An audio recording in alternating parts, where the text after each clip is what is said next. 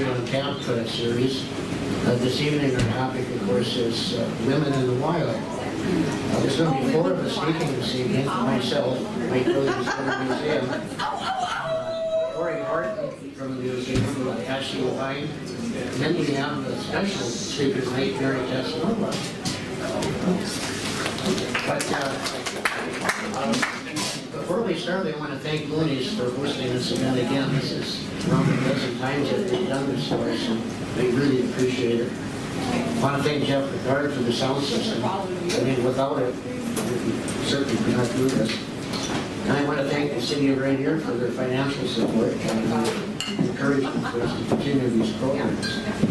But most of all, I want to thank all of you for coming, because if you didn't come, we wouldn't have these programs. Thanks so much. But then a reminder, this is a discussion, it's not a lecture. Please ask questions. We're going to call for questions, I think, mostly at the end of each one of our presentations. The bar remains open throughout. Please be pleased to visit. With COVID, it's been kind of a long, tough stretch. And we are filming right here, so when you do go to the bar, try not to spend too much time between us and the camera. We have sweatshirts, keys, and books for sale over here, and we have a goodwill offering. So any donation to the museum is much appreciated. But I'm going to start. But first, I've got a disclaimer. The stories that I tell tonight are not necessarily true.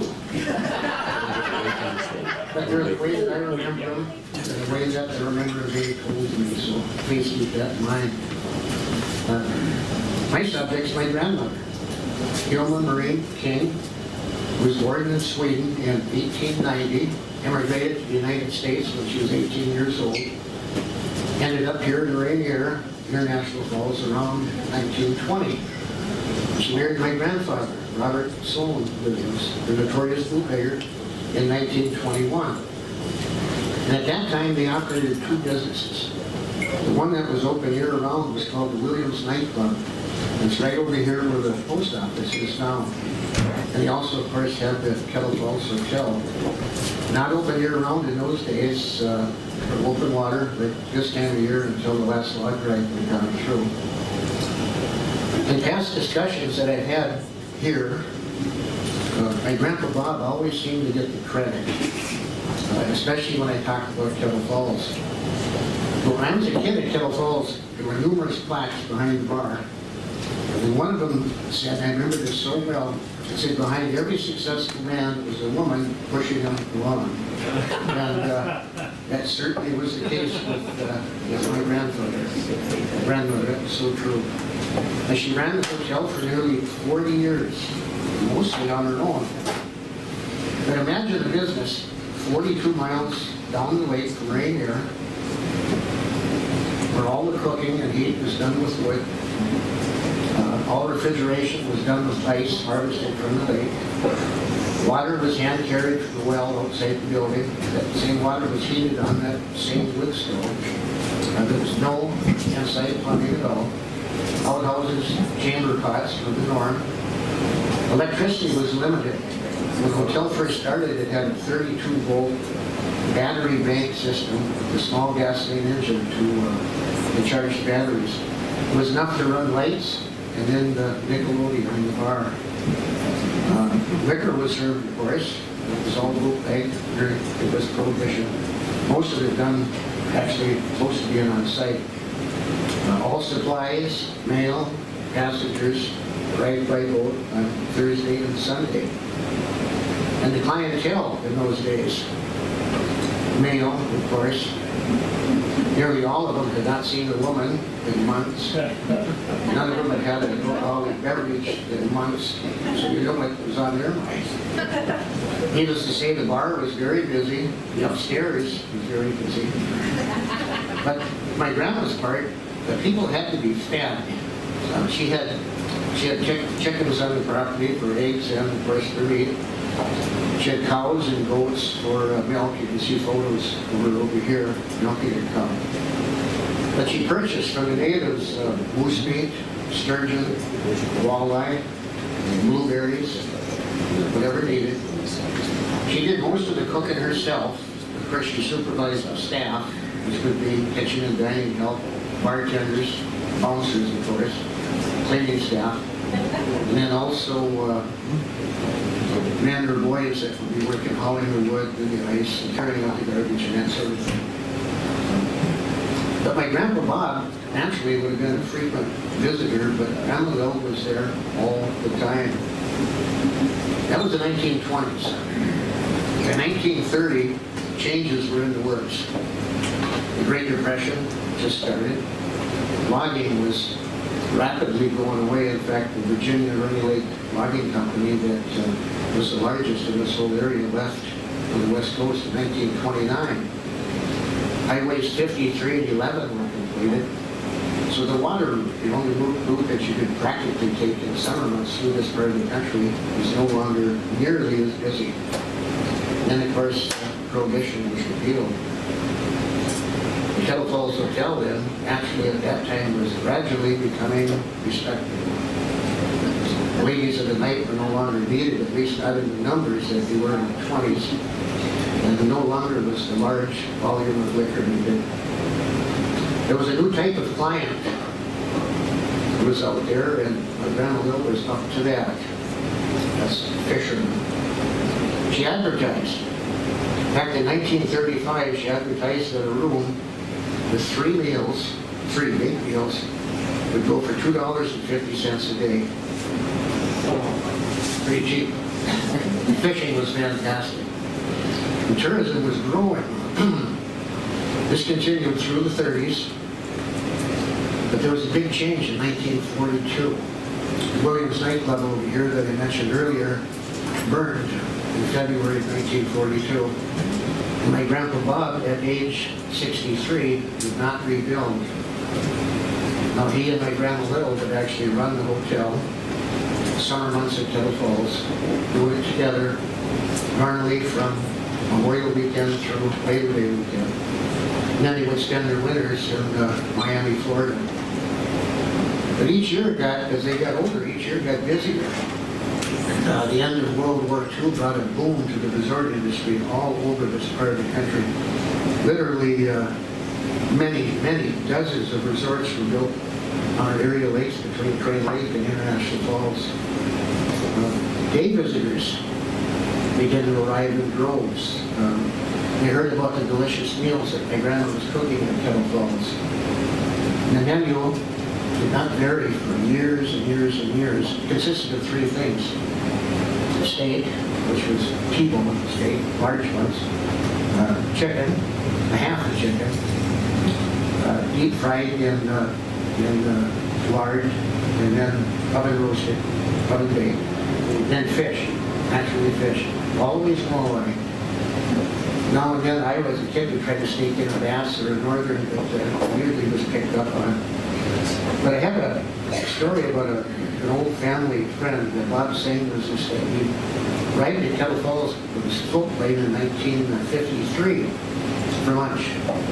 Walked up to the hotel, and he and his friend Bill Camp each ordered a T-bone steak. Well done. My grandma came out of the kitchen and refused to serve them. First they wondered why, and she says, I'm not going to ruin good steaks by cooking them well done. So then Bob says, well, cook them the way you like them, which she did. He said it was the best steak he ever had in his life. The first time he actually could taste it, it was tender and juicy, and right up until we lost Bob just a few years ago, that's the way that he always ordered his steak.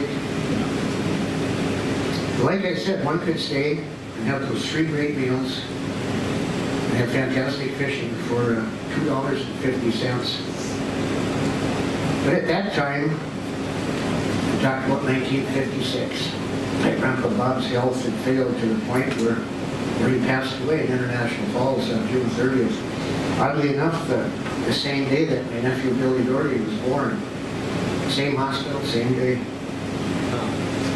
And Lil's health too at that time was failing, but definitely not her spirit. And our family, because of the way things were, used to visit the hotel more often than we used to. And I still remember her staff. on those first trips that my mom and dad and my brother Chuck and my sister Peggy take to Kettle Falls. A guy by the name of Slim Davis was the guide. Shirley Chase, a very pleasant young woman, was the waitress and did the upstairs cleaning. Margie Coots from Florida, bartender.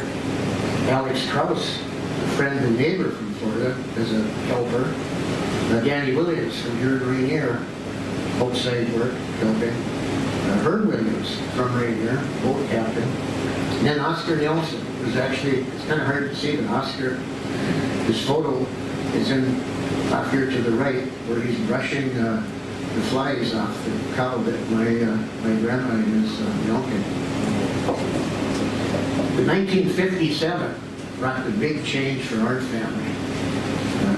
Grandma Lil's health by the year was deteriorating, and my dad required surgery, back surgery, had a leave of absence in from the paper mill.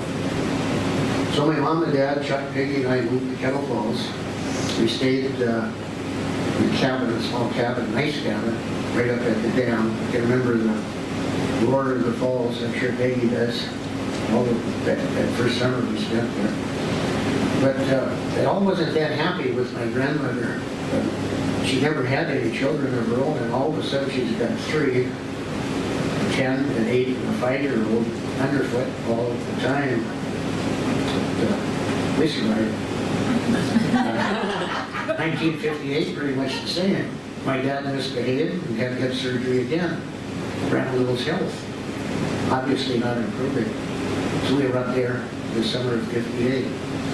But Chuck and I became more responsible. We had jobs to do, haul wood, haul ice. And my favorite job, of course, was to catch fish for the kitchen. And my dad at that time built the first shower house in Kettle Falls. Prior to that, either bathed in the lake or went to a little waterfall that was north of the hotel that drained from Hamilton and Rainy, or, much to my mom's disdain, didn't bathe at all. My dad also redid the generator, put in a new electric generator, stronger, more reliable than the previous one. So we had lights 24 hours a day if we needed them. By the time 1959 rolled around, Lil basically got to the point where she just simply could not work. In midsummer, I remember my dad telling me to go down to the Bowman fish camp and get either Frank or Doug Bowman to fly her to town. And that basically was her last day at Kettle Falls. She never came back. But anyway, 1960-61 passed, and Grandma Lil at that time spent her last days in Florida, in her Florida home, and then she passed away in August of '61. But by that time, my dad had built and installed a sewer system at Kettle Falls, and so then now we had the great improvement of inside plumbing. A couple of bathrooms upstairs and then one behind the barn. Here it was 1960-61, and Kettle Falls was finally moving into the 21st century. But, you know, I look back on those years when I first knew my grandma, and before I can remember knowing her, it was from 56 to 59. I was always somewhat afraid of her. And she was a strong disciplinarian. And you worked. If you didn't work, you got in the wrong side of it. No nonsense. You worked. We learned that. And then later on in life, after we got the hotel, I came up with an appreciation of all that she had accomplished for all those years under such incredibly primitive conditions. So she was a remarkable woman in a remarkable time. Thank you.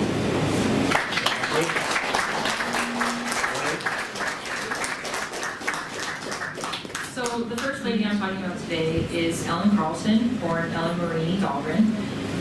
She was an extraordinary yet very ordinary lady. Much like other ordinary women, she was born. She was born April 30th, 1893 in Grass, Minnesota, to two Swedish immigrants who lived in cities. But when she was 18, her family moved to Wildwood, so that's how we know her. And she didn't live there long. She was 18. She decided to move back to Minneapolis to find a job because there were a lot, because it was 1911. There were a lot of jobs in 1911. And she, working many, many jobs. She would quit a job, go visit her parents back in Wildwood, come back and find a different job, a luxury. Can't do that now. It was during this time that the first extraordinary thing happened in her life. She survived a train wreck. And it was no big deal. It was just in every single newspaper in the state. It was the Farley train wreck in 1912. So let's set the scene. It's January 1st, midnight, fresh New Year's Day. And it's negative 32 degrees outside, so it's already a terrible story. So they're sleeping, and they're woken by the train shaking and swaying violently. First thing you don't want to happen while you're on a train. So they wake up, and the conductor comes running in with a lantern saying, the train is derailing. Second thing you don't want to happen while you're on a train. And moments later, the train derails completely because of some debris in the switches. Rolls off the track, down a 10-foot embankment. There's, people are screaming, there's broken glass everywhere, bent metal, classic train wreck, and somehow Ellen and her sister Bertha, who was with her, survived the train roll. You'd think that's the worst of it. So they survived this train wreck, and they're crawling out of the debris, and a man is able to wedge open the door for them, and luck would have it, the door lands on Ellen's head. So she survived that, got knocked out by a door, and then woke back up, crawled back out into the negative 32 degree weather, a terrible time, and she was not okay. Surprise. She had 3 broken ribs. She broke a bone in her neck and her wrist. So her and her sister, who got off scotch-free, were brought to Bemidji on another train. You'd think they would have walked because they just survived one train wreck. You don't want to risk another one. But again, negative 32 degrees. So they get taken to Bemidji, where they spend the next 6 weeks in the hospital. Why Bertha was there with one cut, don't know. But 6 weeks in a hospital, and they partied the whole time. So I think I'd sugar it too. If I could break 3 ribs to get 6 free weeks in a hospital and party the whole time, I would. So they're in there for 6 weeks. They made great friends. They had dance parties every single night with the kitchen crew. They got extra food. They're like the best thing that's ever happened to them. So that was the first thing that made Ellen really extraordinary. And then her life goes back to ordinary woman in Coochin County, well, in part-time Minneapolis. She meets her husband in Minneapolis. His name was Ernest Carlson. They meet, they fall madly in love, as you do, and they get married in January of 1914. Throughout their marriage, they end up having 5 kids together. Virginia, Bernice, Irma, Raymond, and Lorraine. And then they moved back to Wildwood, where her parents and some of her other siblings were still at in 1920, because Ernest bought 80 acres to run a homestead, which means Ellen got 80 acres to run a homestead. Because we all know Ernest didn't do it. And when you run a homestead, not a lot of income at first, so Ernest did supplement with working in logging camps around the area and then traveling back to Minneapolis in the winter for odd jobs. So that left Ellen all by herself raising 5 kids on a homestead with 80 acres. In the 1920s, Ernest thought it was a great idea to start a logging camp, which means Ellen started a logging camp. So for about 10 years, they run this logging camp 8 miles east of Wildwood, and they travel every fall, and Ellen sets up housekeeping for the few loggers, a handful of loggers that they had, and her own family in just a few small wood cabins. And Ellen kicked butt. She got that camp rolling, and it was running, and they did pretty well. Enough to live on until the mid-1930s, when her husband finally got a stable job with the North Home School as a bus driver. So he did that for a while until his death in 1945. And after that, Ellen was like, finally, I can sell this farm that I didn't buy. So she sold the farm in 1948 and moved to North Home. And that's when she just picked up a regular job. She worked as the telephone operator in the telephone office, and she worked at Gosson's Cafe. And in 1949, she moved to International Falls and worked as a cook before staying school and retired in 1963. She lived a very long life and died at 90, April 7th, 1983. So like I said, very ordinary life. But if we back up a bit, we find out why the ordinary was a little bit extraordinary, minus the train wreck, because that was wild. So in 1921, December 1921, Ellen was 8 months pregnant with her third child.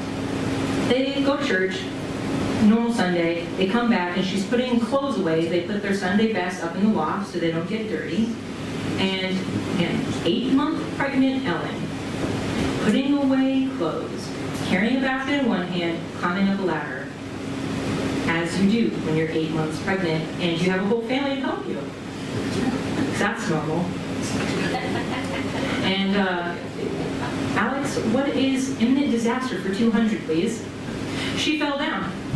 She fell off the ladder and thankfully only broke her hand. The baby was fine. She had her a month later, but her hand was ruined. After the shock wore off, was like, wow, no one helped me to put clothes away. They drove to the hospital, where they tried to. They were going to go to Bemidji because Bemidji at the time was the only place with an x-ray machine, and with how broken her hand was, an x-ray would have been necessary. But because the pain was so severe, they only made it to Black Duck. And luck would have it, they had a very confident doctor in Black Duck. And this doctor very confidently told Ellen, yes, I can set your hand while it's swollen twice its size and I can't see anything. And that doctor very confidently set her hand wrong.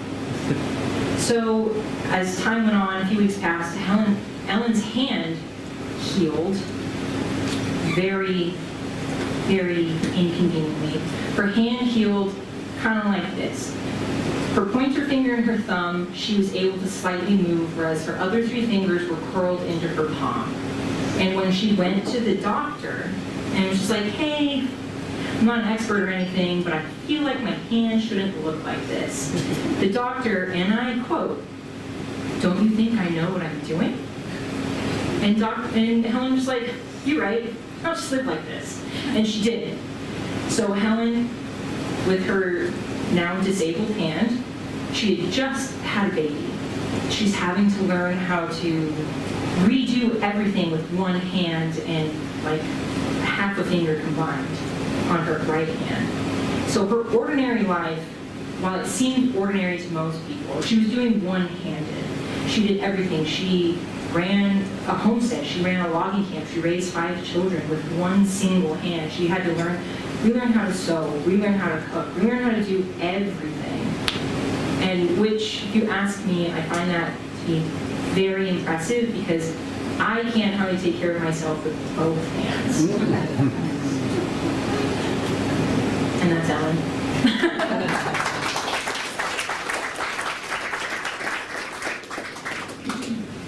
So one of the ladies that I have for you this evening is Mary Virginia Dahlberg. She was probably one of the most glamorous ladies to have ever lived or spent any time in Coochin County. She was actually born Virginia May Alexander in San Saba, Texas on September 14th, 1898. Her parents were Luann Lee and Robert Silas Alexander. So at some point she changed her name. We're not entirely sure when she changed her name from Virginia May to Mary Virginia, but probably sometime between the ages of 18 and 23. Her father was a Texas Ranger, and he also ran a cattle ranch, so that was how she spent her time growing up. But unfortunately, her father died in 1902 when Mary was only 4 years old, so that left her mother in a very inconvenient position. Her mother was left to raise 5 children by herself and run a cattle ranch until 1910, when she married a gentleman by the name of Joseph Fly. From that point forward, we don't know a lot about Mary's life until she gets married on November 10th, 1921 to Brower Dahlberg. So Brower Dahlberg, of course, was E.W. Backus's right-hand man at one point in time, and then he went off and he built the Celotex Corporation, so he was very wealthy. Mary was only 23 when she got married to Brower, and he was 40. So there was a bit of an age gap there, but that, isn't really uncommon for that time period. But Brower really got a heck of a life when he married Mary. She was incredibly beautiful. She was dark-skinned. She had dark hair. She was of Spanish descent. Her parents were Spanish. And when I say Spanish, I mean like Spain Spanish. She was well-formed, as people had described her. Some people said she was plain-looking, except for her dark, lustrous eyes and dark hair. But honestly, I think she was anything but plain-looking. If you look at her picture, that woman, she's cute. She was also very friendly. She could go anywhere and mix with anyone. She had a very lively personality. She was adventurous. She was gracious. She was considered generous and very charitable. But Mary did have a dark side, like many of us do, and she could be momentarily vindictive and spiteful to those who did her wrong. So if you did Mary wrong, that girl coming for you. She might not come for you right away, but she's going to come for you eventually. But she didn't spend a whole lot of energy on that kind of behavior because she was just so busy living this extra fabulous, wealthy life and doing whatever she wanted to do. She was extremely adventurous. Like I said, she spent a lot of time traveling around the world. Her journeys would take her to places like Spain, Egypt, China, Japan, all over the place. One minute she would be doing canoe trips in America, and the next minute she's jet setting off to go on a jungle safari somewhere. But Brower didn't go with her. She was just out here kind of doing these things either on her own or she would have a traveling companion, which was really unique. One of the things that we do know about Mary's time in Texas is that Mary learned how to fly an airplane when she was young. So she was actually the one who encouraged Brower after they were married to learn how to fly and purchase airplanes. Brower had eventually purchased an amphibious plane and then, just regular planes that go on the ground. And she would often fly those planes to various destinations across the United States. She would say, hey babe, I'm gonna go to New York for the weekend, catch you later. And so that's what she would do. So she would go to New York, she'd go to Chicago and do whatever she wanted to do in that respect. She was also the key inspiration for the creation of Red Crest on Jackfish Island.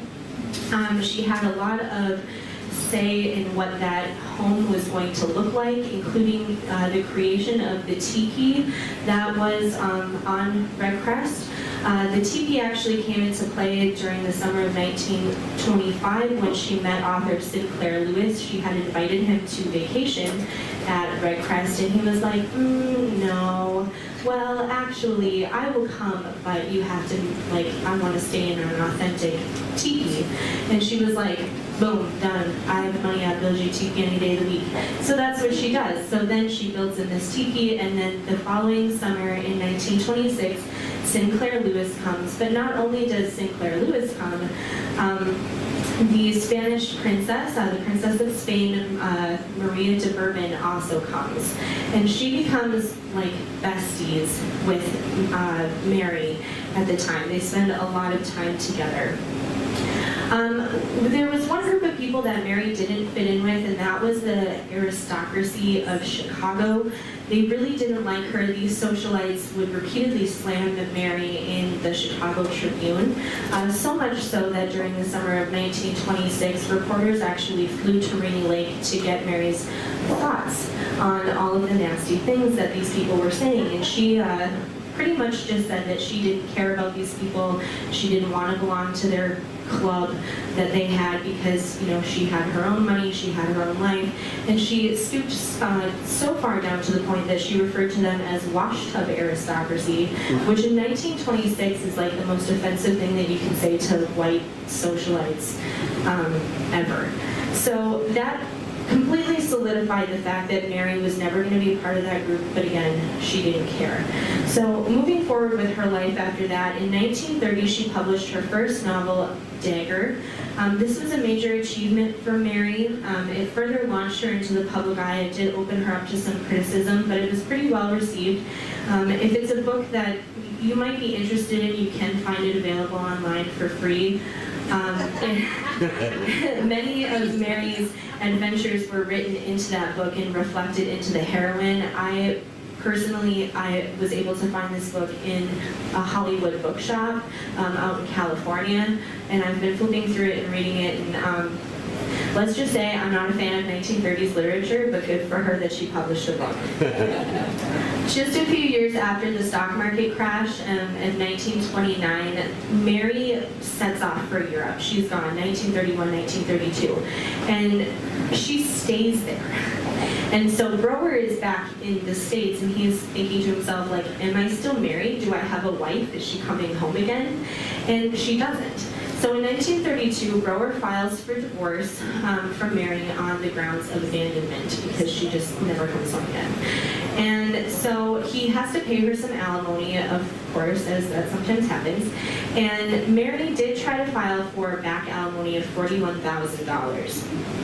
But the suit was actually dropped because Brower's lawyer was trying to prove that Mary had been previously married to another individual by the name of John Marcus, either just before she got married to Brower or even possibly while she was married to Brower. So she was married to like two guys at the same time. But John Marcus had been mysteriously shot and killed in Connecticut. So like, okay, Mary. So Mary drops the suit because she was like, look, I don't want you to dig up any skeletons in my closet, for real. So she sets off to Spain, where she rents a monastery, and she starts hosting all of these lavish parties, and then eventually she settles on the island of Majorca, where she purchases a home there. But her life isn't quite over yet. She gets involved with another gentleman by the name of Huntley Chapin in 1933. They get married. He's a Yale graduate, and he's part of a very wealthy family from Buffalo, New York.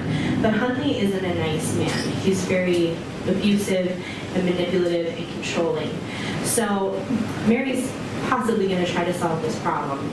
In 1934, Huntley and Mary they're on a business trip. They had a home in New Mexico.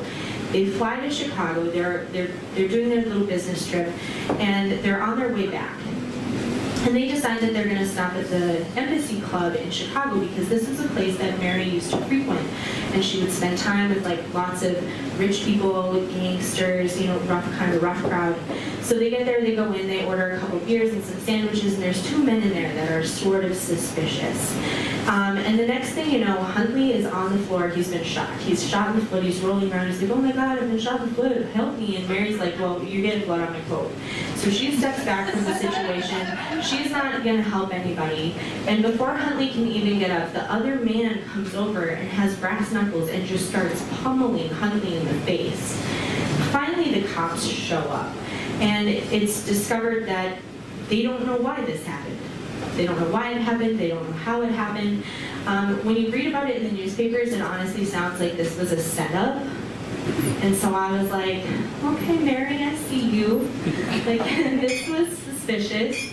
And this is why I thought that, because in 1935, the couple files for divorce, and Huntley Chapin charged in his divorce decree that Mary had then threatened to have him shot by gangsters.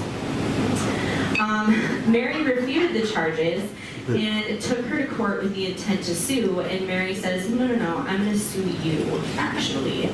And so she countersued, saying that he had wrongfully had her arrested while they were in Mexico on the grounds that she had supposedly stolen a typewriter. And then when that didn't work out, he just beat her up and blackened both of her eyes.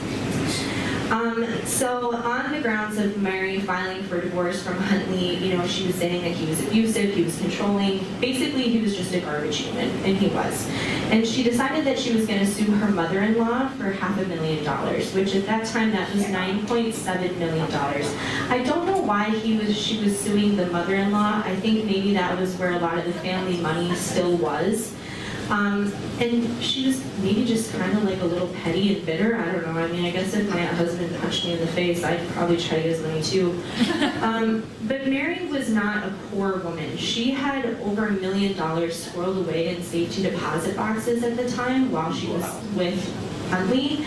And $1 million in 1935 was worth $19.4 million today. So the girl was loaded.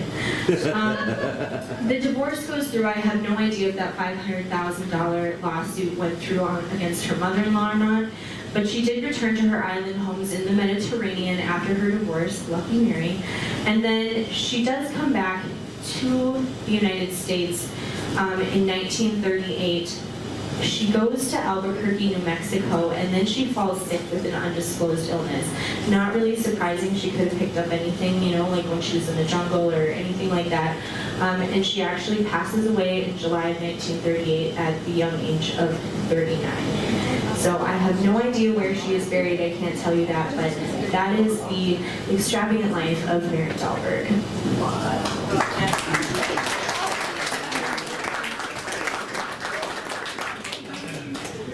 Wanting to get to this History on Tap since it was started here. And I'm always on the road in the spring as an author, and this last spring and this spring is COVID, so here I am. And the way to get to History on Tap is to be asked to talk here. But what I didn't know is that these folks are really well prepared. They have really nice notes, and they are professional. And I brought, some kind of I don't know. So, some of you may not know, so I will just weigh in here. Let's see. There was a book that I'd written up here called Waterfall that just came out a week ago. Okay, that's good. Which is loosely based on and inspired by Virginia Roberts. However, had I known that down the road I would be talking about Virginia Roberts, I would have tried to make it her story. But it is inspired by, and I'll talk about the Virginia Roberts that caught my attention. About 30 years ago, when I was new to this area with my husband Charlie, and we came up from the Twin Cities 40 years ago, I had a chance to go out to Ober's Island, which I learned that they had artist residencies and writers groups and things like that. And so it was 30 plus years ago, I stepped into Oberholzer's study and saw on the wall this black and white photo of a young woman standing on the edge of a makeshift diving platform with wilderness behind her, looked very much like Rainy Lake, and I just thought, I wonder who she was. She looks so atypical for that time period. She's tan, she's wearing a fashionable swimsuit from the 1920s. She looks confident, she looks happy, and it looks so different than some of these historic photos you see of women, especially women who come from some money. It seems like they're protecting their skin all the time and looking, very proper. And she didn't at all. So she just caught my interest. I didn't know who she was. And then years later, we were renovating a houseboat, and on the dry dock area over by Thunderbird Lodge and where the some of the private houseboats are, there was a big old yacht, 50-foot wooden cruiser that somebody was restoring, and it happened to be Jim Hansen. And he said, hey, you want to take a look at the boat? And he was like, sure, go take a look. And we climbed up the ladder and got in the boat and looked. There's a stateroom at the back side, and there was a galley and a kitchen in the front side. And it has potential, except you could see through the boards, the cracks of the boat right down to the ground. It was like, this is a nice dream, but this guy is never going to get this thing back on Rainy Lake. And apparently, he said it had been a boat that went with his island. Well, eventually I became friends with Jim, and he invited me out to Onsakan Island, and I learned that Virginia that I was first captivated by in that photograph was the very Virginia that this yacht was named after. So I started to pick up bits and pieces. At that time, I was writing another historical fiction book called Frozen, and I had really not very much knowledge at all about Virginia Roberts, but I knew that she seemed daring and she was adventurous, and I knew she loved the lake, and she had a yacht named after her. And with a few little bits of knowledge, I ended up creating a different character based on her named Trinity Baird. But the real Virginia, she did have a yacht named after her, even though she had two sisters, Rosara and Dorothy, and a mother, Dot. They didn't have a yacht named after her. And the yacht itself also is if you get a chance to get on the boat, maybe many of you have, it has fine silver that's engraved, pictures and mugs and things engraved with the letter V, and things that are embroidered with the letter V for Virginia. I mean, it's really a stately boat. So who was Virginia? She grew up in Davenport, Iowa. She was born in 1901, and her family was well-to-do. Her father, who was called Major Roberts, happened to have a door and sash company, and he had inherited a company, but he really took it to the next level and started to have mail-order homes that you could buy on credit, and so he really had a booming business in the country. He was friends with a few folks who had gone to Harvard, as he had. Ernest Oberholzer was a friend in Davenport, Iowa. The French family, they were friends in Davenport, Iowa.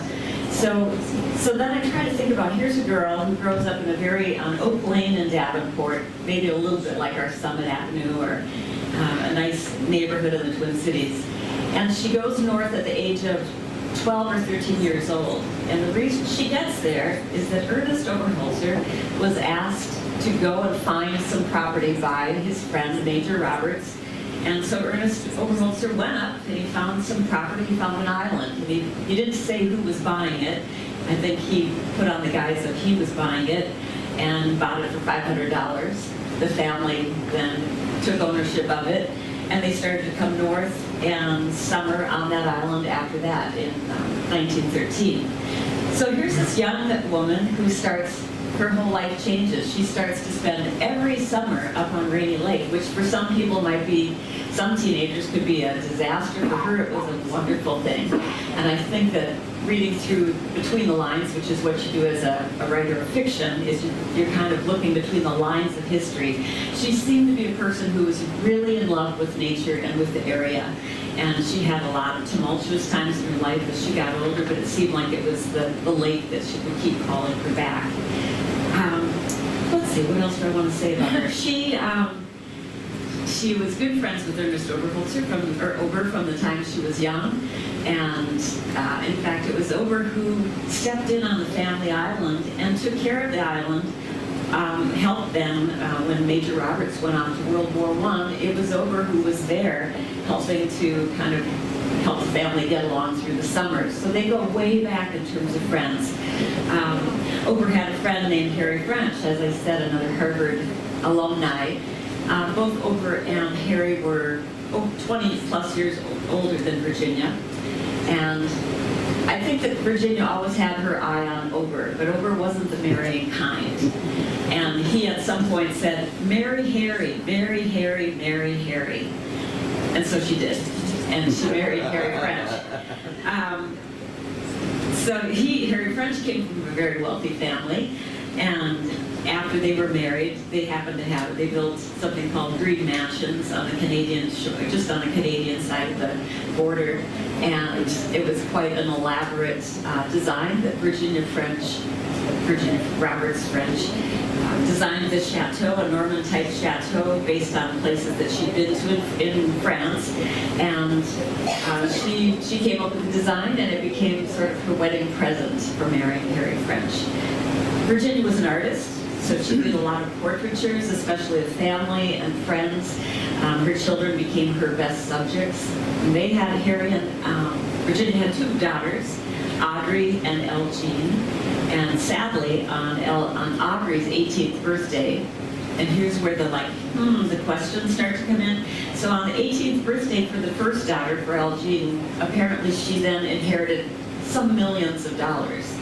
And on Audrey's 18th birthday, she too would inherit millions of dollars. But those two were out on a boat on Rainy Lake that night after a party, and one of them didn't survive, and that happened to be Audrey, who never did get her millions of dollars, and I guess that would have gone to her sister. Now there is total speculation, but you know, that's the reading between the lines, like, that's just really curious.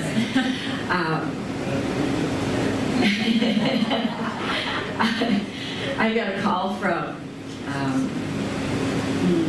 Vern Johnson, who called recently, and don't worry, Charlie, he's in his 90s. And Vern was saying, I'd like to tell you a little bit more about Virginia. And he said, you know, I knew her, but I mostly knew her daughters, Audrey and Elgene. And he said, I was dating Audrey. And she drove me off to enlist in the Army in Hibbing. And a couple days later, she drowned on the lake, except he said she didn't actually drown. That's what the books all say, that's what history says. But he said she didn't drown. What happened is that Elgene says she slipped out of the boat, somehow fell out of the boat, and Elgene was trying to toss a rope to her. And the rope couldn't get to her sister because the wind kept pushing the boat away. And so ultimately, she jumped out of the boat, and the boat drifted away from both of them, and they made it to shore. And when they got to shore, Elgene, the older sister, said to Audrey, "Are you okay?" And she said, "Yeah, I'm fine." And then she collapsed and didn't breathe again, and she had asthma problems. Virginia, the mother, wasn't there at the time. She was back in Davenport, Iowa, and apparently lived with lifelong guilt after this, because she said, if I had been up on Rainy Lake, Audrey would have had her medication with her, and she wouldn't have succumbed to dying. So there's all kinds of questions there about what really happened. And then Vern Johnson told me some other things, and it's like, oh my gosh, that might be another book that I have to write. So much work. So that's kind of my quick story on Virginia Roberts French. I keep getting that. Thank you.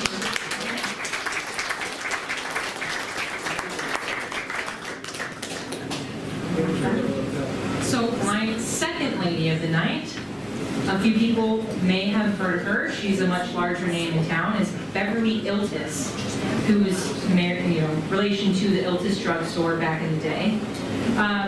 Beverlee is a little more, well, I wouldn't say high class, but Beverlee would. She's a little more high class than Ellen, so her trail's a little easier to follow.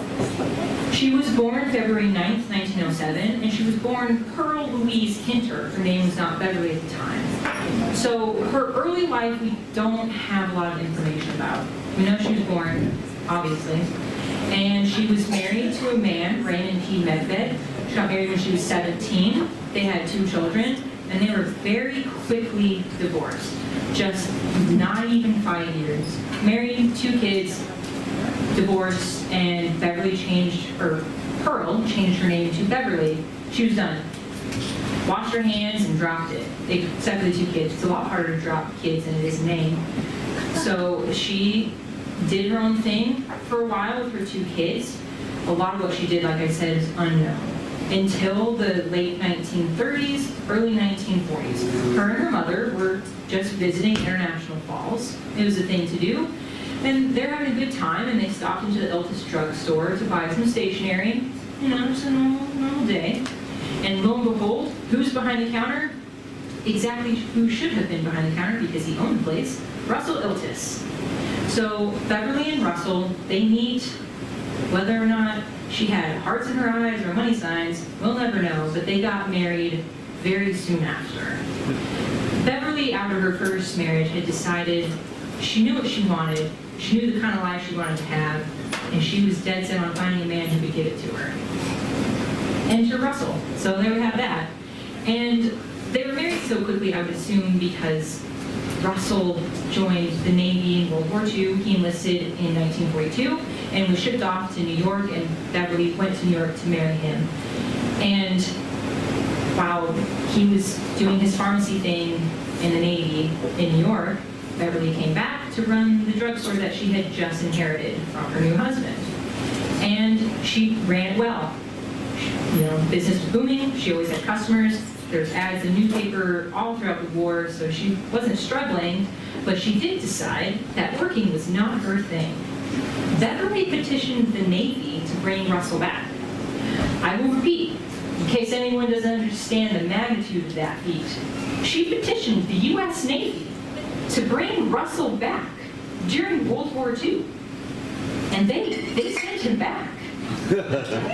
She was able to convince the U.S. Navy that her husband was so important to the home front war effort in International Falls as a pharmacy in a town with several pharmacies to send him back. So they sent him back before the end of the war, and given Russell's history, he didn't like that. Russell liked to travel. The Navy was his ticket out, and Beverlee dragged him back.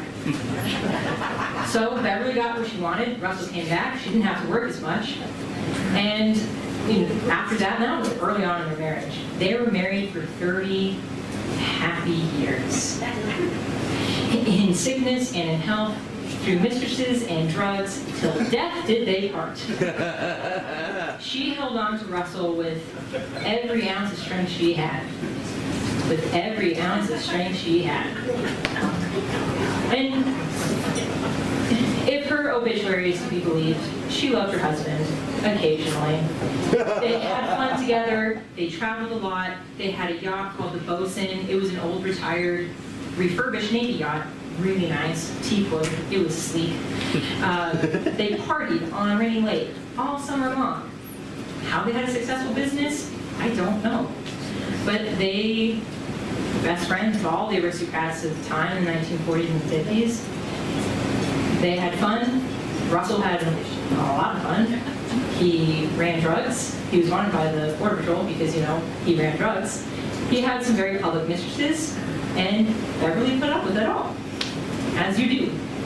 And that's not to say Beverlee, didn't use that to her advantage. She gave back to her community. She was well loved. She was a socialite. She knew how to entertain. According to Beverlee, in her own words, her mother was French and taught her everything she needed to know about people. So she was well loved. February 9th, her birthday is actually Beverlee Iltis Day in the city of International Falls. In case anyone wants to have a new reason to celebrate, February 9th. So she loved animals and she advocated for animals. That's what she's most well known for after her death, just getting back to animals. She was an advocate and for the Ojibwe community in the area. She loved antiques. She was just a philanthropist. But she also liked to spend money on herself when she wasn't giving back. She was bad beat. She was always dressed up, dressed in nines. You never see Beverlee Iltis out of her house just not dripping in jewels. Always wore high heels. Her daughter said you could always tell when Beverlee walked in the room from the clicking and clacking of her heels. Her hair always done. Makeup on fleek. She did it all. And she only drove Cadillacs. If your husband's gonna be running around, you better buy her a caddy. She was a baddie and a caddy. Baddie and caddy. She did it all, and people, she was well respected, so she deserved a little. She was a little self-centered. She deserved it. She put up with Russell. She gave back. And Russell and Beverlee never had children together. They just raised Beverlee's 2 children from her first marriage. And given all of Russell's discrepancies, he was a good father. He raised them well, treated them right, and they also helped raise their granddaughter. She lived with them until she was about 6 or 7 years old, and after that, she spent every summer with them on Rainy Lake, and it was a happy little family unit. Fun fact, a testament to Beverlee's, how extra Beverlee was. In the 1940s, skating on the ice was a very social thing. That was the one time you could really show your money to the other people. You could really showcase how much money you can just earn. She had cherry red ice skates. And in 1940, she went to one of the most prominent ice skate makers in Minneapolis, who only made white ice skates for women. That was it, white ice skates, sorry. That's all you get. Beverlee said, no, that's not what I get. Beverlee paid a very small fortune for her red skates, which we actually just received at the museum. So if anyone wants to check them out, we have them. And they're not worn in, so she bought them to show them off, and that's what she did. What size? What size? Rich, too rich for you. So that's just a small testament to Beverlee's wealth and how she wanted to portray herself. And there's a picture back there when she was almost 70, after her husband had died and they were taking the bosun out of the lake for the last time when it got sold, dressed up, 7 years old, she's rocking it. I mean, everyone knows it. So, like I said before, February 9th is now Beverlee Iltis Day, and that happened after her death, December 5th, 2009. She lived to the age of 102, either through sheer force of will or pure spite, we don't know. And yeah, she lived an extraordinary life. Not a lot is written about her because, unfortunately, she was a woman. And Russell got a lot of recognition, and most of her stories pieced together through Russell. But when you read between the lines, Beverlee was definitely the powerhouse in the relationship, making sure business got done, even though she didn't have to lift a finger, which that's nice. I wish I could do that. I actually have to work. So, yeah. She was bad and catty, that's all I have to say.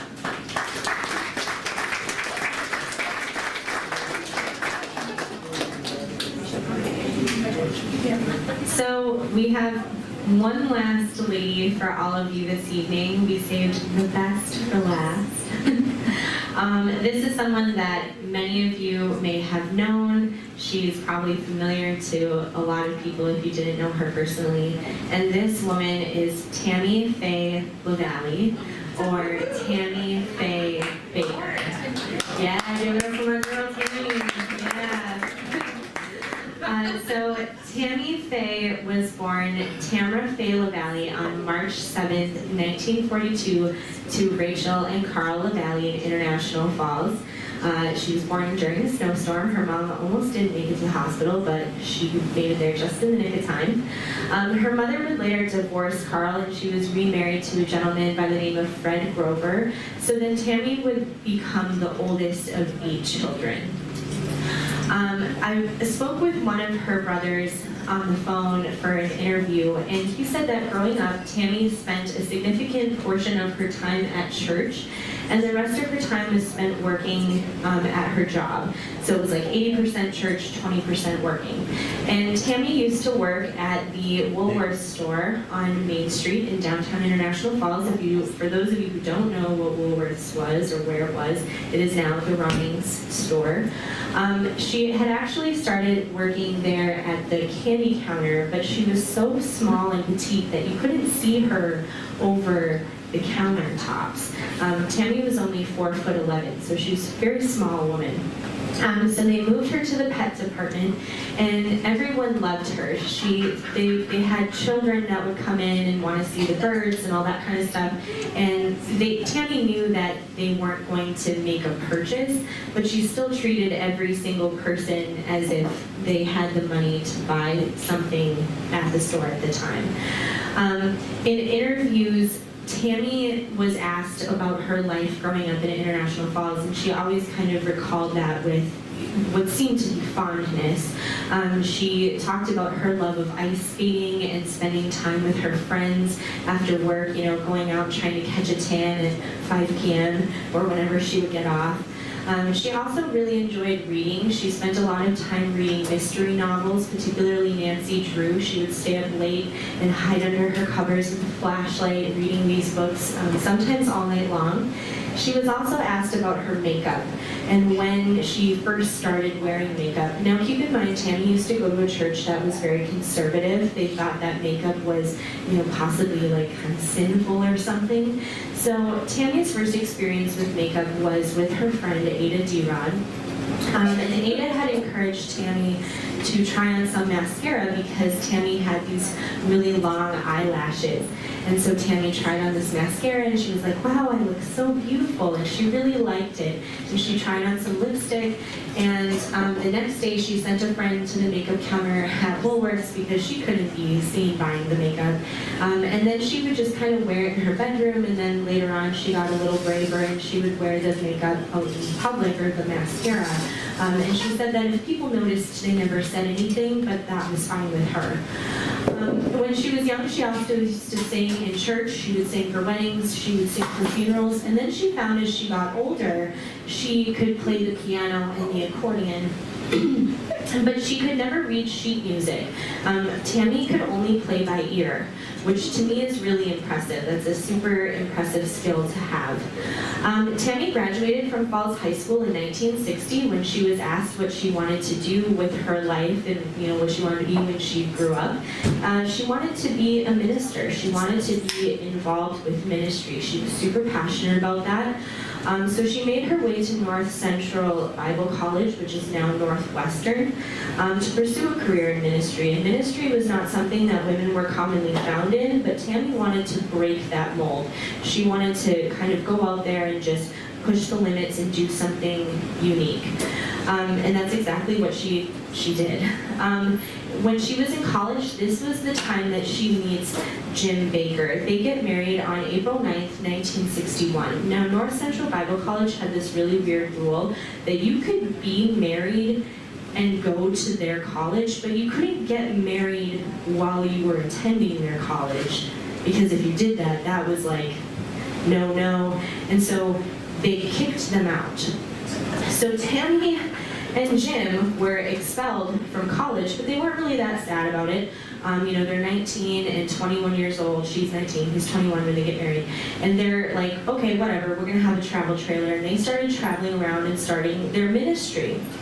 And they were doing their children's programs at the time, and they weren't getting paid very much. They were making maybe $50 a week. And sometimes they weren't even getting paid at all. People were paying them with live chickens, which to me in the 60s was a little bit wild. I didn't think that people were still paying folks in chickens, but it's the South, so maybe. And this time they were doing their puppetry program, which is where they start to get popular. If you were alive in 1964, which I wasn't. And this caught the attention of a gentleman by the name of Pat Robertson, and he ran a network called CBN, which is the Christian Broadcasting Network. And he said, hey, you guys are really popular, will you come and be on my channel? And they were like, no, we're kind of booked up for 3 years working in churches. Yes, we want to be on TV, of course we're coming. So they go and they start working for Jim. And this becomes the Jim and Tammy show. Now keep in mind, in 1964 and 1965, televangelism is like kind of in its infancy still. So here's Jim and Tammy just like boom, right through the doors, and they're gonna be pioneers in this industry. So they hosted this show for quite a while, but there was a deal that was made that Jim was gonna get his show, like his own show, kind of like Johnny Carson, a little while down the road, right? Yeah. So he gets the first run at the 700 Club. So if you remember the 700 Club, Jim Baker was the first host of that. And that really contributed to the network's successful growth. But they leave in 1972, they go out to California, and they help found a new Christian broadcasting station called TBN. And this was Trinity Broadcasting Network. They're only there for a couple of years. They leave. They go back to Charlotte, North Carolina, and this is where the magic happens. This is the start of PTL. Yeah. Praise the Lord! PTL Network, thank you, Jeff, stands for Praise the Lord. It originally started out in a used furniture building, but it got too big really fast. So from there, they purchased some property and they started building up their ministry, and this essentially became a place that they called Heritage Village. And then that expanded into what became Heritage USA. And Heritage USA was actually an amusement park, and Heritage USA became the third, this is impressive, the third most visited place in the United States, bringing over 6 million people a year. So you have Disneyland, Disney World, Heritage USA. That's impressive. So you have this little woman from International Falls come up here making a Jesus Disneyland where everyone's coming to. So why was it so successful? That's what everyone wanted to know. Tammy felt that they were successful because, one, they were a husband and wife team. That was not super common. Usually the husband's out doing the ministry and the wife's buggered off doing something in the background. Two, the show was not scripted at all. They would maybe talk to each other slightly, but they walked out on the stage of their show every single day and just started ministering to the people. The only thing that was set up prior was the music was chosen. So it was sort of like early day reality TV, kind of, but with God. Three, the people that they were administering to, that they wanted to reach the most, were the people that didn't go to church. Television is a powerful thing. They can reach all of these people, and they wanted to tell people about a wonderful God that was out there and loved them and cared for them just the way that they were. The fourth thing was that they weren't politically motivated. So while they were getting criticized by other pastors for what they were doing, they were sort of able to stay out of any political controversy. PTL also had super tremendous growth. Tammy had felt that it was a really massive undertaking, especially for two individuals that didn't have a college education. I don't really think that it mattered that they didn't graduate from college because they're out here like killing it. During their run, they actually employed and were responsible for over 3,000 people that were working and running Heritage USA. I mean, this thing is massive. But all good things come to an end. And in 1987, that was the time when the Bakers start to lose their grip on PTL. There were revelations of a scandal that involved a woman by the name of Jessica Hahn. Y'all can look that up. As well as investigations into Jim Baker's handling of ministry finances and their opulent lifestyle. Again, you can go look that up yourself. In 1989, Jim was sentenced to 45 years in prison on multiple counts of fraud and conspiracy. But he only ended up serving 5 years in prison. 5 years, and then they let him go. And then he's on TV. You can still find Jim Baker on TV doing the exact same thing. So if you like Jim Baker for whatever reason, and you want to watch him, you can. He is currently selling end of the world food supplies in freeze-dried containers. So you can buy buckets of freeze-dried food for $500. Tammy divorced Jim in 1992, and then in 1993 she was remarried to a gentleman by the name of Messner. Roe was a former property developer of Heritage USA. She continued to write books and hosted new shows, including the Jim J. and Tammy Faye show. Not Jim Baker, completely different Jim. She also did guest appearances on Drew Carey. She was on Roseanne. She also was on VH1's The Surreal Life. She wasn't really interested in that because she hated reality television, but Roe had encouraged her to do that program, and she ended up having a great time. She made friends with people like Vanilla Ice, so they became really close. Another thing that really kind of solidified Tammy into a different world was that she became an icon for the LGBTQ community. And people were curious as to how that happened, because she was a Christian televangelist. But the answers for that is pretty simple. It happened because she was sincere and she was honest. She was celebrated for her perseverance through all of her trials and tribulations that she had gone through. She was very open and honest of her feelings, and she refused to change her unique style. You know, people had made fun of her endlessly for her makeup. They wanted her to take off her eyelashes, and she said, no, I would not be Tammy Faye without my eyelashes. This is who I am. She also refused to denounce the community on the Baker's TV show. She had urged for sympathy and compassion for people that were suffering with AIDS. Tammy used to host a show after PTL would get over called Tammy's House Party. And Tammy would talk about very difficult, controversial subjects at that time. She would talk about sex, she would talk about penile implants, she would talk about the gay community. I mean, she would talk about all kinds of wild, crazy things that were not common for women to be talking about in the 70s. So, you know, she was just a really interesting, fascinating woman in that respect. She also appeared in multiple gay pride parades along figures such as Lady Bunny and Bruce Valanche. So people really enjoyed her because she lived a life where she accepted people for who they were, and she was just a genuine, kind person. In March of 1996, she was sadly diagnosed with colon cancer. This disease she would struggle with for 11 years. It would bounce back and forth between, you know, she would have cancer, she'd be in remission. But then she announced in 2006 that her cancer had returned. It was lung cancer. She was in stage 4. And then in July 19th, 2007, she had her final interview on Larry King Live. I don't know if you've ever watched it. You can find it on YouTube. It's really, really sad. Like, I cried when I watched it. It was really heartbreaking.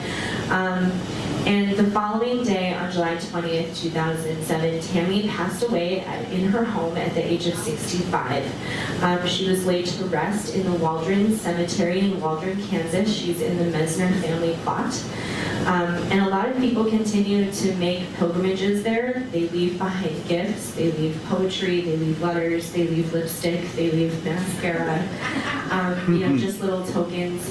And so that is the life of Tammy Faye LaValley. Now Jerry Falwell came with Gretman to Jim's home in California one fine day. They said, beware, Jim and Tammy, of a plan Jimmy Swaggart is to play. We want to let you know the plot and tell you we are here to help in any way. We want to help you, Jim and Tammy, help you save your heritage, USA.